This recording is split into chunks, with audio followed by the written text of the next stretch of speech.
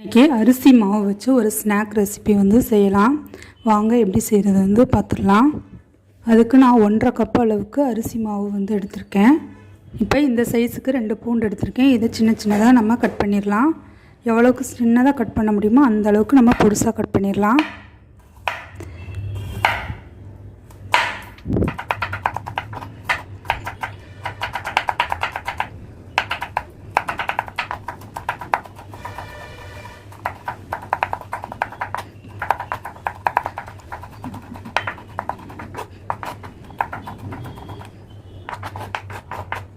இப்போ பூண்டை நல்லா சின்னதாக கட் பண்ணியாச்சு. அடுத்து வந்து கருவேப்பிலையும் கட் பண்ணிடலாம். இந்த அளவுக்கு நான் கருவேப்பிலை எடுத்திருக்கேன். கருவேப்பிலையும் நல்லா பொடுசாக நமக்கு எந்த அளவுக்கு முடியுதோ அந்த அளவுக்கு கட் பண்ணிடலாம்.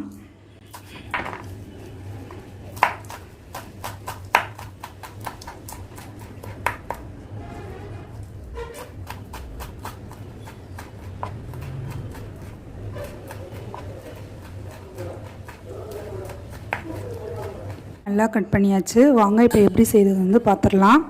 இப்போ கடாய் வந்து நல்லா ஹீட் ஆயிடுச்சு. இப்போ நான் 1 டேபிள் ஸ்பூன் அளவுக்கு எண்ணெய் வந்து சேர்த்துக்கிறேன். எண்ணெய் காஞ்சதுக்கப்புறமா நம்ம வெட்டி வச்சுருந்த பூண்டு கருவேப்பிலையும் சேர்த்துக்கலாம். இப்போ எண்ணெய் வந்து ஹீட் ஆயிடுச்சு. இப்போ நம்ம கட் பண்ணி வச்சுருந்த பூண்டையும் கருவேப்பிலையும் சேர்த்துடலாம்.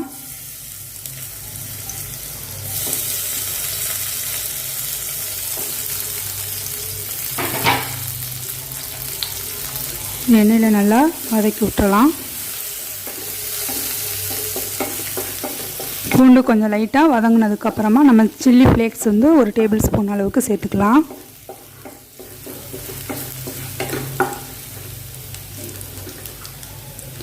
பூண்டு வந்து லைட்டாக வதங்கி சில்லி ஃப்ளேக்ஸ் வந்து சேர்த்துக்கிறேன். இந்த அளவுக்கு சேர்த்துக்கிறேன். உங்களுக்கு காரம் எவ்வளோ தேவையோ அந்த அளவுக்கு நீங்கள் சேர்த்துக்கலாம். இதுவும் நல்லா வதங்கின இதையும் நல்லா ரோஸ்ட் பண்ணி விட்டுறலாம். வந்து நம்ம ஸ்லோ ஃப்ளேமில் வச்சுக்கலாம். சில்லி ஃப்ளேக்ஸ் சேர்த்ததுக்கப்புறமா இப்போ இதுக்கு தேவையான உப்பையும் இதில் சேர்த்துடலாம். இதுக்கு தேவையான உப்பு வந்து சேர்த்துக்கிறேன். சில்லி ஃப்ளேக்ஸ் வந்து எப்படி அரைக்கணும்னு என்னுடைய சேனல் வீடியோ இருக்குது, அதையும் நீங்கள் செக் பண்ணி பார்த்துக்கோங்க. இது நல்லா எல்லாம் வதங்கிருச்சு. இப்போ வந்து நம்ம தண்ணி சேர்த்துடலாம். நான் வந்து 1.5 கப் அளவுக்கு தண்ணி சேர்த்துக்கிறேன். நான் இந்த கப்பில் தான் 1.5 கப் அளவுக்கு மாவு எடுத்திருக்கேன். அதனால் 1.5 கப் அளவு நான் தண்ணி சேர்த்துக்கிறேன்.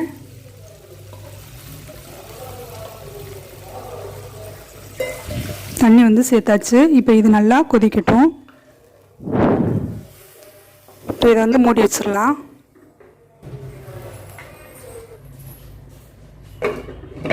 இப்போ வந்து அடுப்பை வந்து ஹை ஃப்ளேமில் வந்து வச்சு கொதிக்க விட்டுறலாம்.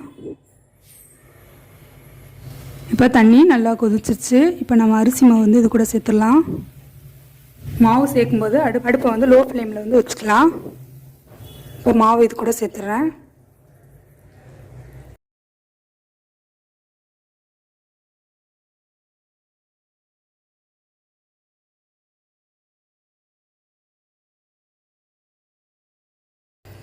நம்ம எந்த கப்பில் மாவு எடுக்கிறோமோ அந்த அளவுக்கு தண்ணி ஊற்றா போதும். 1 கப் மாவு எடுத்தோம்னா 1 கப் அளவுக்கு தண்ணி வந்து போதுமானதாக இருக்கும். இதை எல்லாத்தையும் நல்லா கலந்து விட்டுறலாம்.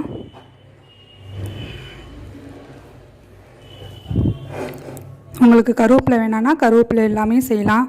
அது மாதிரி பூண்டு வேணான்னா பூண்டு எல்லாமே செய்யலாம். இப்போ தண்ணி எல்லாத்தையும் மாவு வந்து இழுத்துக்குச்சு.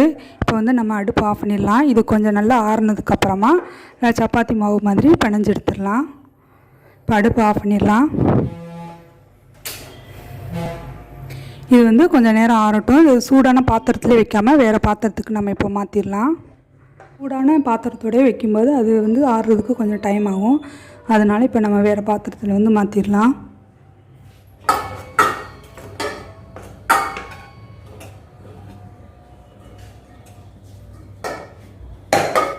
மாவு வந்து கொஞ்சம் லைட்டாக ஆறிடுச்சு. இப்போ நம்ம வந்து இது நல்லா சப்பாத்தி மாவு மாதிரி பிணைஞ்சு எடுத்துடலாம்.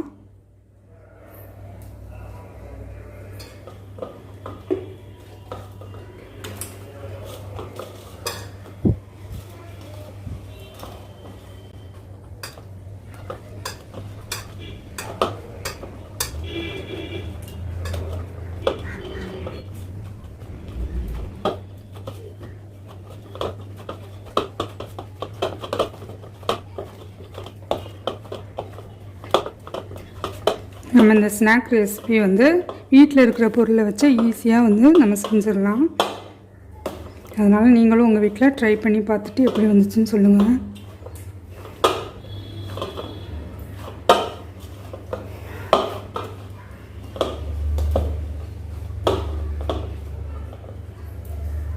இப்போ மாவு வந்து பிணைஞ்சாச்சு. இது 3 பங்காக பிரிச்சிடலாம்.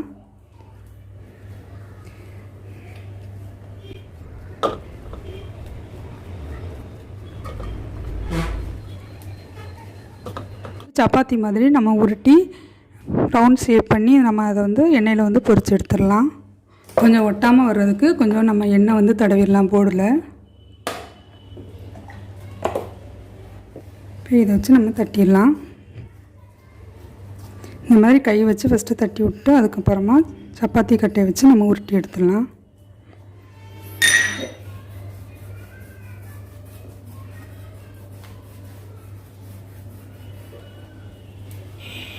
ரொம்ப மெல்லிசாகவும் இல்லாமல் தடுமனாகவும் இல்லாமல் மீடியமாக வந்து நம்ம இதை உருட்டி எடுத்துடலாம்.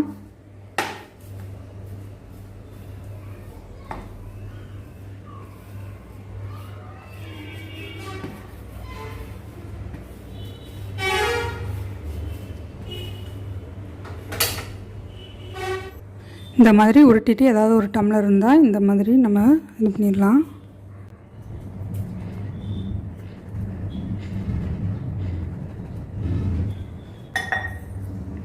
இப்போ இந்த சைஸ்க்கு இருந்தால் போதும். இது எல்லாத்தையும் எடுத்து ஒரு தட்டில் வச்சிடலாம்.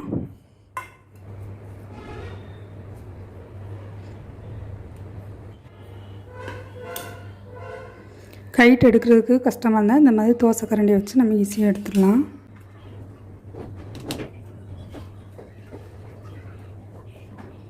இதே மாதிரியே எல்லா மாவையும் நம்ம உருட்டி ரவுண்ட் ஷேப் பண்ணி வச்சிடலாம். அதுக்கப்புறமா நம்ம எண்ணெயில் வந்து பொரிச்சு எடுத்துடலாம். இப்போ நான் எல்லாத்தையும் உருட்டிட்டு உங்கள்கிட்ட காட்டுறேன். இப்போ இது எல்லாத்தையும் நம்ம உருட்டி எடுத்தாச்சு. இதை நம்ம இப்போ எண்ணெயில் போட்டு பொரிச்சு எடுத்துடலாம். இப்போ எண்ணெய் வந்து காஞ்சிச்சு. இப்போ நம்ம உருட்டி வச்சுருந்த எல்லாத்தையும் ஒன்று ஒன்றா போட்டு பொரிச்சு எடுத்துடலாம்.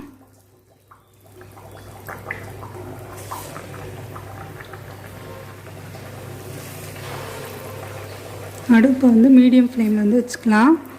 எண்ணெய் வந்து ரொம்ப ஹீட் ஆகிடுச்சுன்னா எண்ணெய் ஃப்ளேமை வந்து லோ பண்ணிடலாம். நல்லா கிறிஸ்பி ஆகிற வரைக்கும் பொரிச்சு எடுக்கணும்.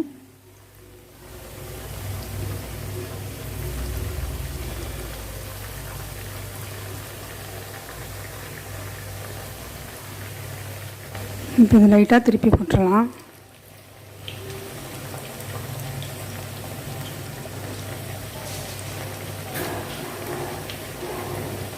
சிம்பிளாக வந்து செஞ்சிடலாம். வீட்டில் ட்ரை பண்ணி பாருங்கள்.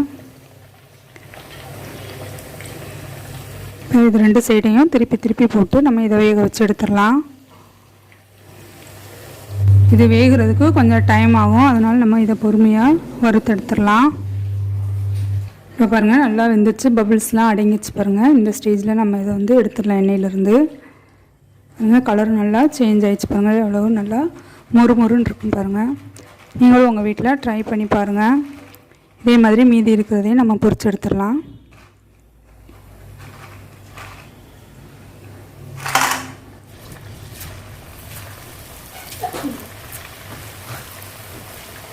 உங்கள் வீட்டில் ட்ரை பண்ணி பார்த்துட்டு எப்படி வந்துச்சுன்னு சொல்லுங்கள். என்னோடய வீடியோ உங்களுக்கு பிடிச்சிருந்துச்சுன்னா ரசான்ஸ் ஹோமுக்கு சப்ஸ்கிரைப் பண்ணுங்கள். அந்த ரெட் கலர் பட்டனை அழுத்தி சப்ஸ்கிரைப் பண்ணிக்கோங்க. கூடவே பெல் ஐக்கானை கிளிக் பண்ணி ஆளுங்கிறத கொடுத்துக்கோங்க. அப்போனா தான் நான் போடுற வீடியோ உங்களுக்கு உடனுக்குடன் நோட்டிஃபிகேஷனில் வரும். என்னோடய வீடியோ வந்து நீங்கள் மிஸ் பண்ணாமல் பார்க்கலாம். இது வந்து ரொம்ப சிம்பிளான ஒரு ஸ்நாக் ரெசிபி தான். இதுவும் ரெடி ஆயிடுச்சு. இதையும் எடுத்துடலாம். பாருங்கள் நல்லா கலர்லாம் சேஞ்ச் ஆகி அவ்வளோ சூப்பராக ரெடி ஆயிடுச்சு. அங்கே எவ்வளோ சவுண்டு நல்லா கேட்குது. கிறிஸ்பியான சவுண்டு.